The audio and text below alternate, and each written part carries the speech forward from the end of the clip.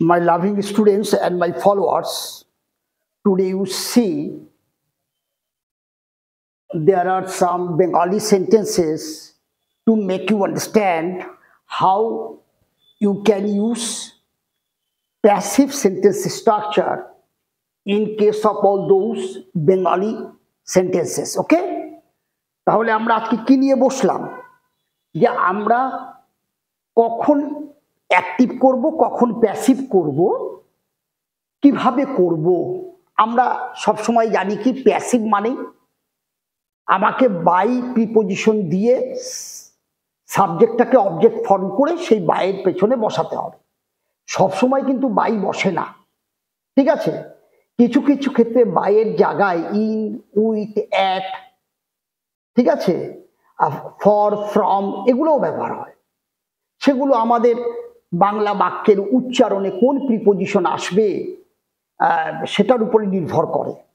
তাছাড়া আমাদের এই প্রিপজিশনের যে চ্যাপ্টারটা আছে সেখানে দেখবে নর্মাল প্রিপজিশন যেমন আছে, আবার অ্যাপ্রোপ্রিয়েট প্রিপজিশন বলেও একটা বিষয় আছে, যেখানে বিশেষ বিশেষ অ্যাডজেক্টিভের সাথে বিশেষ প্রিপজিশনকেই ব্যবহার করতে হবে। ক্লিয়ার? বিশেষ কিছু ভার্বের সাথে বিশেষ প্রিপজিশনকেই ব্যবহার করতে হবে, এদেরকে বলে অ্যাপ্রোপ্রিয়েট প্রিপজিশন। আবার আর একটা জায়গায় আমরা প্রিপজিশনের ব্যবহার দেখি, সেটা হচ্ছে গ্রুপ ভার্ব। সেখানে আমরা দেখি ভার্বের সাথে প্রিপজিশন জুড়ে গিয়ে একটা নতুন ভার্বের জন্ম হয়, যাকে আমরা গ্রুপ ভার্ব বলি। সেই সব ক্ষেত্রে তোমার শুধু বাই আসবে এই ধারণা করা ঠিক নয়, কারণ সেসব ক্ষেত্রে নির্দিষ্ট প্রিপজিশনে ওই অ্যাডজেক্টিভ বা অ্যাডভার্বের সাথে যুক্ত হয়ে ব্যবহার হয়, সেদিকটা লক্ষ্য রাখতে হবে। ক্লিয়ার? আমরা সেই বিষয়গুলো নিয়ে আজকের আলোচনা শুরু করছি।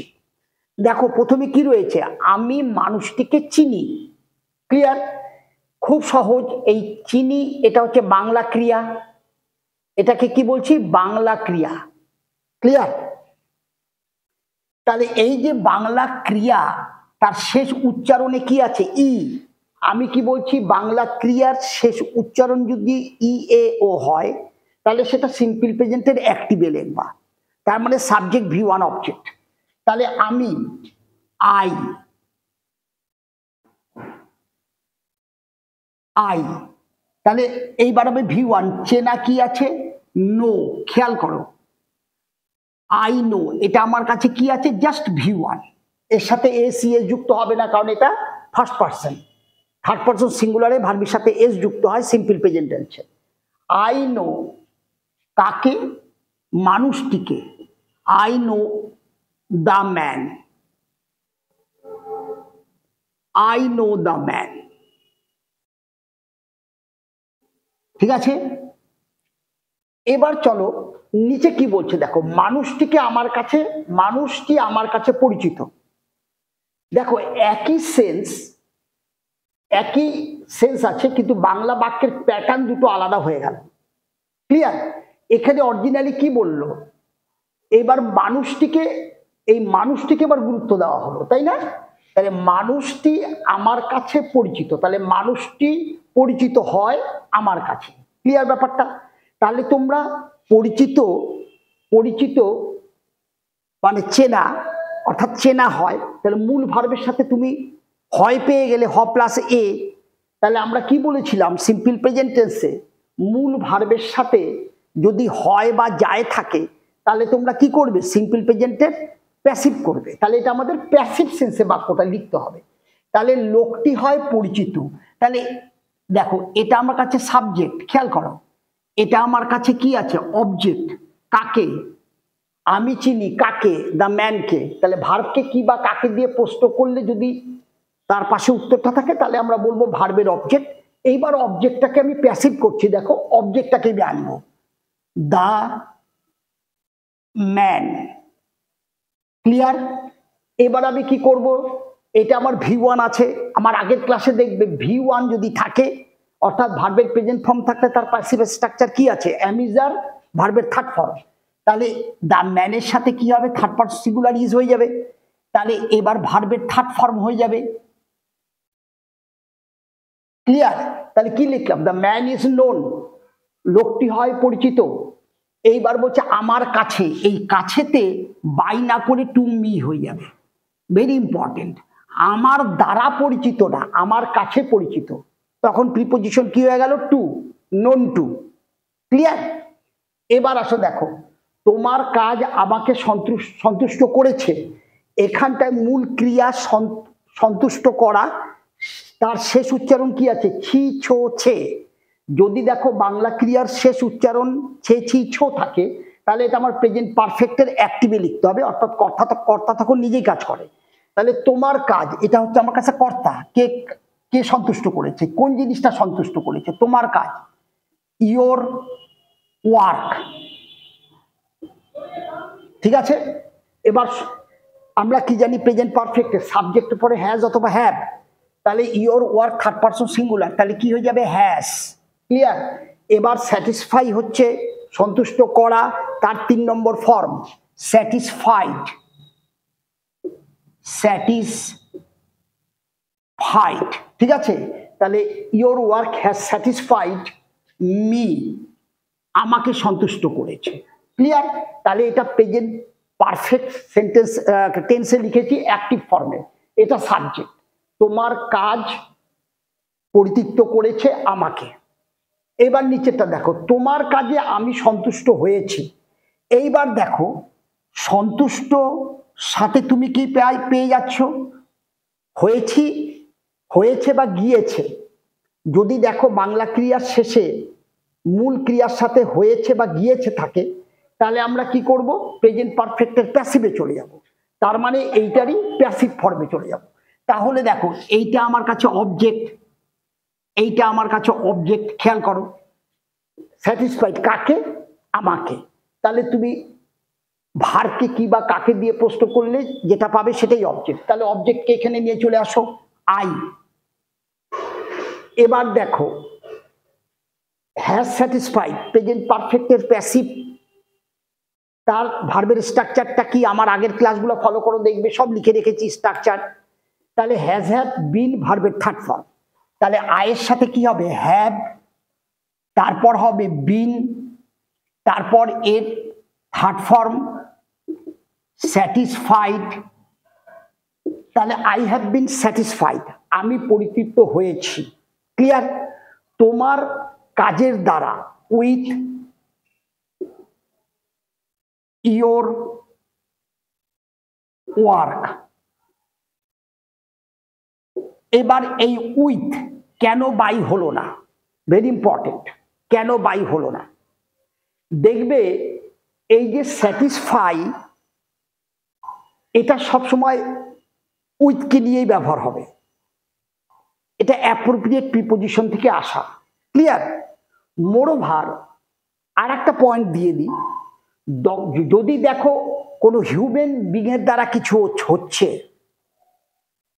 ঠিক আছে, মানে কোনো লিভিং কোনো কিছুর দ্বারা হচ্ছে, তখন কিন্তু বাই করবে। যখন নন লিভিং এর দ্বারা হচ্ছে তখন কিন্তু উইথ করবে, কারণ এখানে ওয়ার্কের দ্বারা, ইয়োর ওয়ার্ক, তার মানে তোমার কাজটা, তোমার কাজটা, তুমি না, তোমার কাজটা, এই কাজটা হচ্ছে নন লিভিং, সেক্ষেত্রে বাই ইউজ করবে না। ক্লিয়ার? সেখানে উইথ ইউজ করতে হবে, আবার কখনো কখনো অ্যাট ইউজ করতে হবে। এই যে দ্বারাতে তুমি কখন উইথ আর কখন বাই ইউজ করবে সেটা আমি বলে দিলাম। বাই কখন ইউজ করবে? যদি লিভিং বিং এর দ্বারা কিছু হয়, আর উইথ কখন ইউজ করবে? যখন নন লিভিং অবজেক্টের দ্বারা হয়। ক্লিয়ার? এবার চলো, তার ব্যর্থতা আমাকে অবাক করে। দেখো, অবাক করে, তাহলে লাস্ট বাংলা ক্রিয়ার শেষ উচ্চারণ কি আছে? এ। তাহলে ই এ ও থাকলে আমরা জানি সিম্পল প্রেজেন্টের অ্যাক্টিভ। Very good. তাহলে তার ব্যর্থতা, তাহলে দেখো আমি লিখছি হিজ ফেইলিওর, হিজ ফেইলিওর, তার ব্যর্থতা, এটা আমার সাবজেক্ট। এবার কি লিখবো? অবাক করে, তাহলে অবাক ইংরেজি কি? সারপ্রাইজ, সারপ্রাইজেস,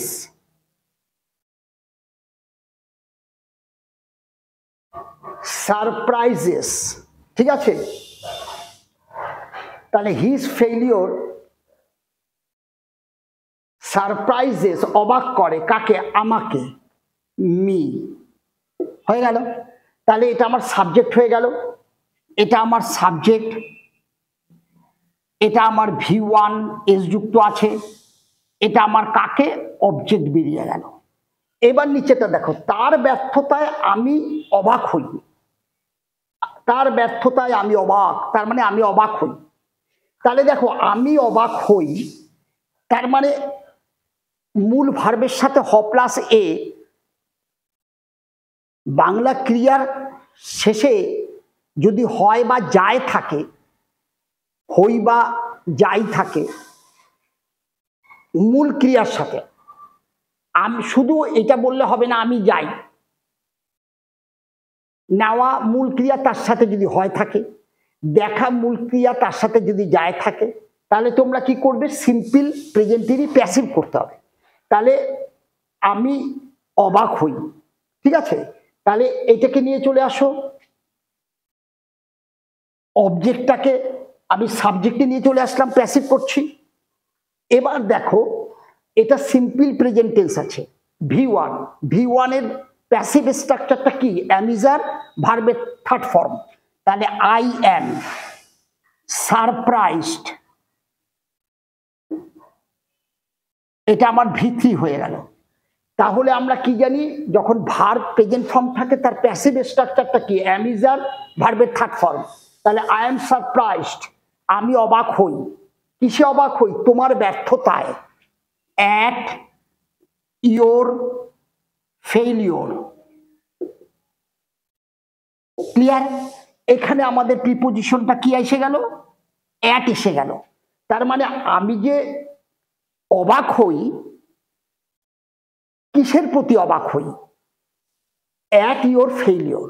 তাহলে এই যে অবাক হওয়া, এই যে অবাক হওয়া কোনো কিছুর প্রতি, মানে কোনো কিছুর প্রতিতে, অর্থাৎ কোনো কিছু দেখে, তাহলে সেক্ষেত্রে কিন্তু প্রিপোজিশন এখানটা অ্যাট হবে, বাই হবে না।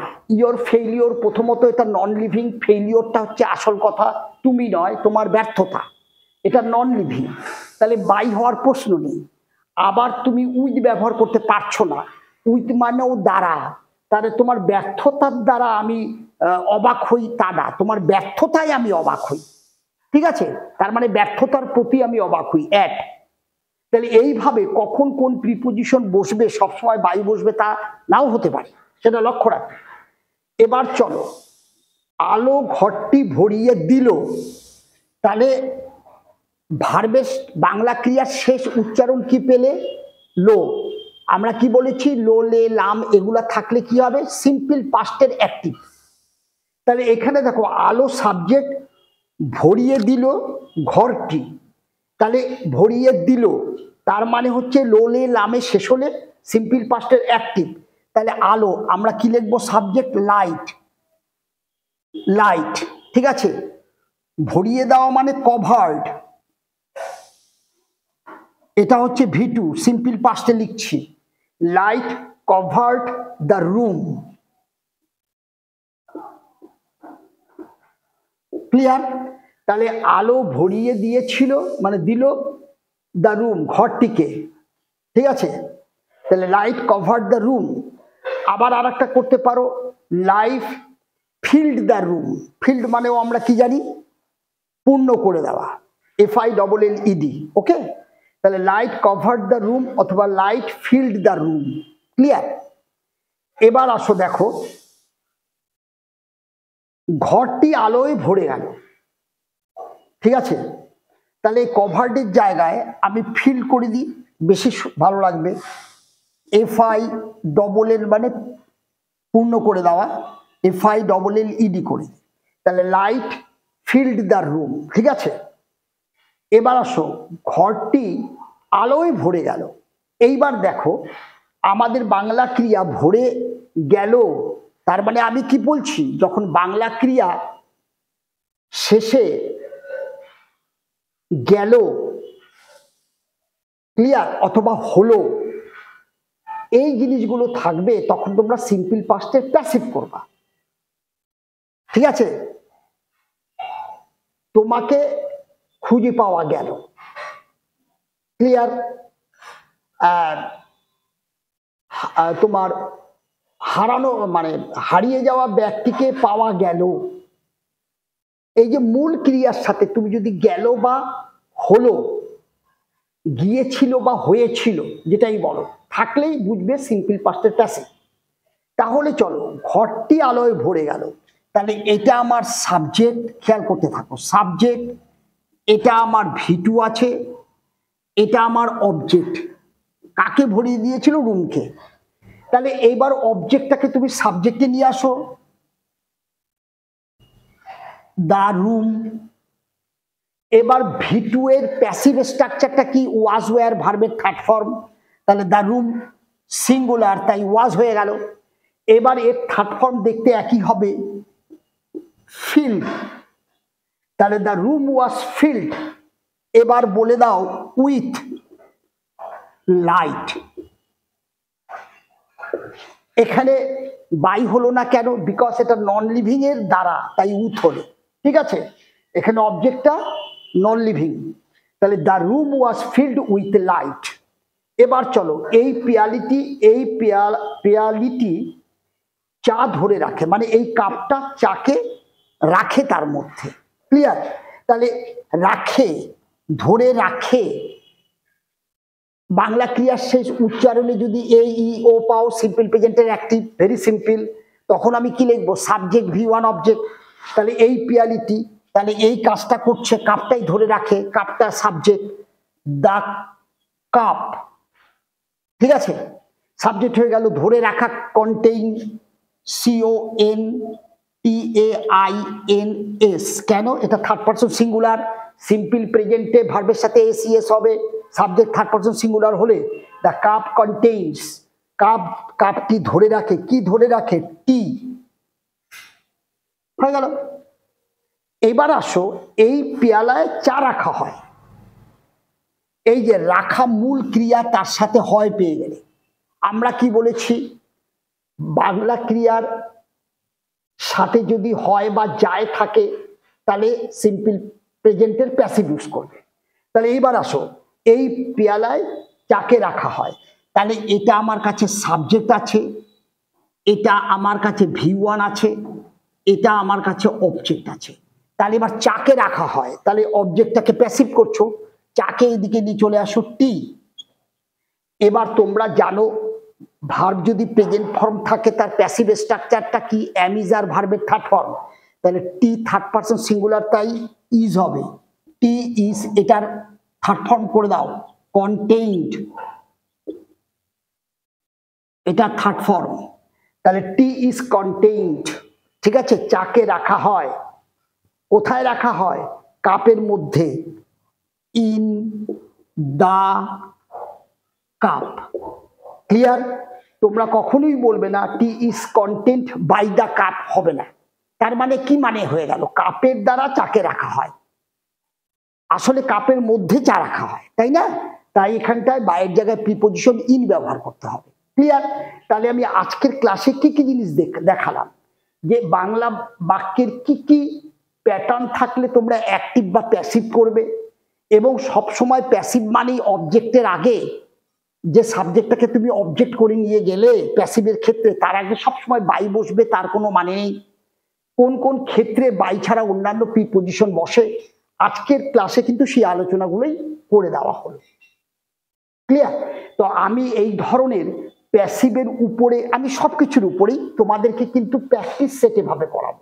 তোমরা এগুলো ফলো করো। দেখো, তোমাদের school গ্রামারে, those who are students, of course, they can learn a lot from my this kind of practice session on everything: appropriate use of appropriate preposition, group verb, that is phrasal verb, joining, all these things will be going on this board time to time.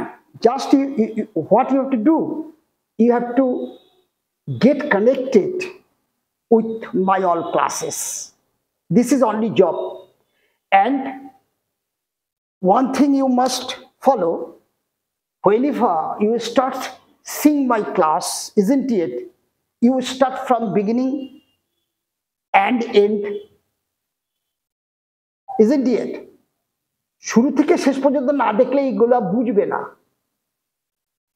I know my each and every class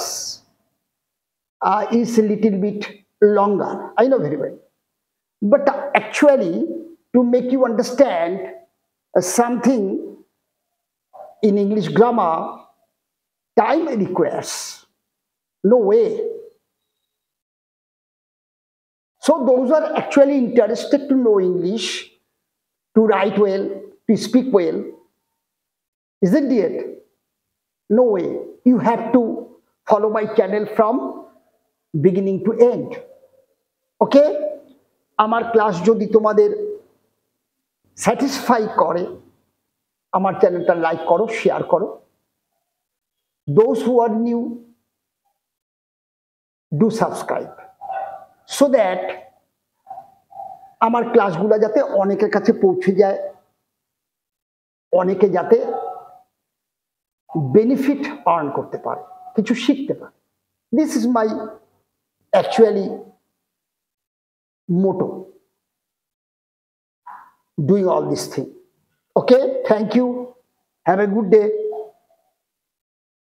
একটু দেখে নাও 3-এর second পার্টটা, তার ব্যর্থতায় আমি অবাক, I am surprised at, ইয়োরটা হবে না, একটু ভুল হয়ে গেছে, এটা হবে অ্যাট হিজ